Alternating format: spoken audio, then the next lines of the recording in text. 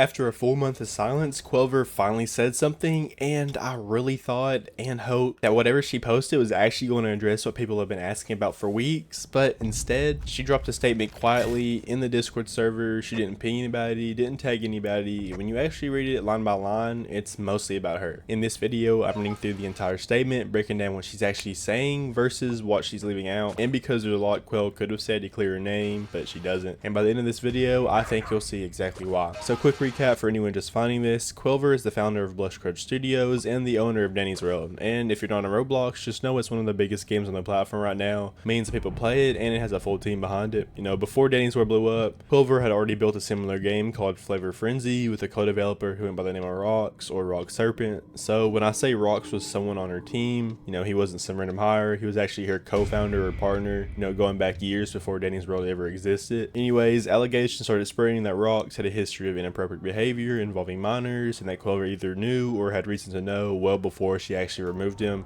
which according to most community timeline happened around October 7th, 2024, and since then multiple people affected have come forward, and by now Qwel has said essentially nothing. No statement, no comment, just silence now for about a month. And I actually made a short about this yesterday because the timing was pretty insane when you stop to think about it. I mean, this dropped literally a day or two after one of the alleged victims publicly called for people to boycott the game. And you know, she didn't post this statement anywhere public, you know, not on her Twitter, not her YouTube. She kind of just quietly dropped it in the official Discord, knowing most of the community wouldn't even have checked because she didn't ping anybody. And I only know about it because of other creators covering this, and you know, then I got this video ready in like 2 hours. So let's go through what she actually said, because I think the details matter here, probably more than she wants them to. So she starts by opening with, and I'm reading this exactly, quote, "Hey guys, it's Qwel, ... and she thanks the community for patience and the occasional words of support, says that the last few weeks have meant more to her than the team than we can imagine, and said that she owes everyone here an apology for staying quiet."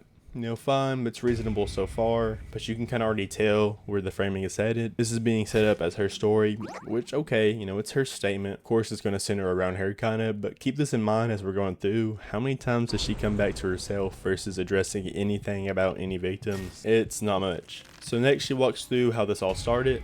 She says when she was around 14, she first got into the online spaces where this all began. She trusted quickly, you know, a lot of way that a lot of kids do online. And then when she's around 15 or 16, someone worked their way into her trust. And she doesn't actually name them here, but based on everything else in the statement, you know, she's talking about Rox. She says she believed he was a friend for years, and the problem is what comes next. And here's where it gets complicated. Qwel says that in August 2024, she was shown a drawing Rox had made years earlier, and she only describes it as depicting fictional characters, and that she was, quote, disgusted and horrified. But then she says Rox already had an explanation ready, that he'd been peer pressured into drawing it, and that it had since been used against him.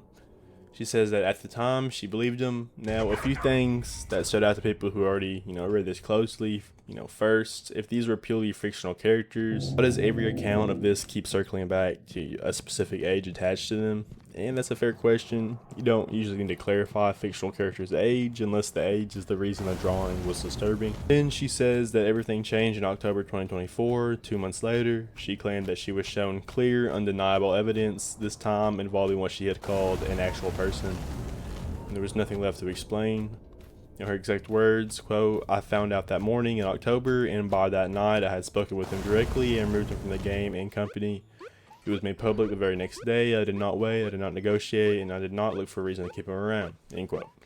Now, that's a very strong statement, very definitive, and for reference, most community timelines put the actual firing date at October 7th, 2024, which actually does line up with what she's claiming here. But here's the problem. She's asking us to believe that from August to October, which is about 2 full months, she had already, one, seen a drawing disturbing enough to make her feel disgusted and horrified, but didn't act, and 2, the moment she says she saw clear definitive proof, she acted the same day. She explains that the continued contact she had with Rox afterwards was purely logistical, you know, transferring assets, things like that, and says that once that was done, she cut all contact. And you know, maybe that's exactly what happened. I genuinely don't know, you know, neither do you, and neither does anyone, you know, reacting to this unless they were personally in those conversations. But anyways, according to at least one report circulating in the community, she may have already been warned about Rox's history by a completely different studio before she ever brought him onto her team in the first place. She doesn't really address that claim anywhere in the statement at all. So the next section is where she addresses sort of, the people who say they were hurt. And here's what she actually wrote. To anyone in this community who was hurt by this person or by anyone who used a position of trust and authority to cause harm, I am so deeply sorry. I hear you, I believe you, and your safety matters more to me than my own comfort or reputation. Notice what's missing here. It has no name. It's not Goji or any alleged victims, just addressing to, quote, anyone. Instead of talking to the people who've actually come forward publicly with their own account, she says, I hear you, I believe you, but never once directs that sentence to an actual person.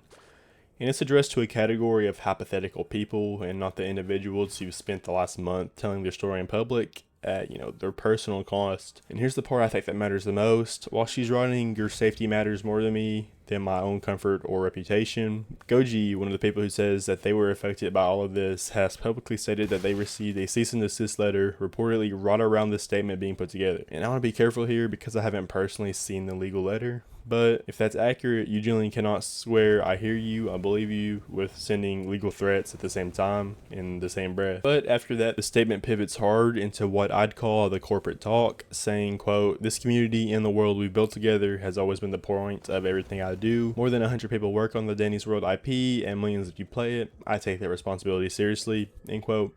She talks about how the team has kept her working through all of this, promising updates are coming, and asked everyone to be skeptical of stories on social media that might be, quote, outright false. And my honest read on all this is that she put this section here to remind you that the game is bigger than one controversy and to gently nudge you towards playing the game, which, fine, that's just business. But it comes right after a section about believing victims and right before a section about legal action. And the whole thing starts to feel less like an apology and more like a PR statement than, actually trying to resolve anything. Her version so far is, she was first manipulated as a teenager, disturbed by a drawing in August, but didn't act on it.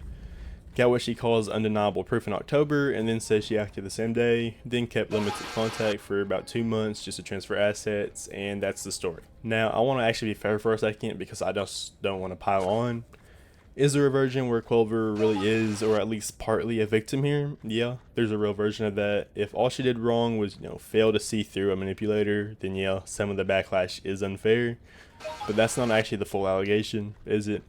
The allegation isn't, she was just slow to see through this. It's that she had specific, direct warning about rocks, and that she brought him onto her own team as an adult, to help build a game aimed at kids, and those are completely different stories. So back to the question I opened with, could she have saved herself here? Honestly, yeah, I think there's a version of this that actually works, and it's not very complicated. So here's what I do. First, I, name the people. If you're going to say, I hear you, I believe you, you got to say it to someone specific by name. Second, actually apologize. Don't say, I'm sorry if I've disappointed anyone. That's not an apology. That's just a hedge.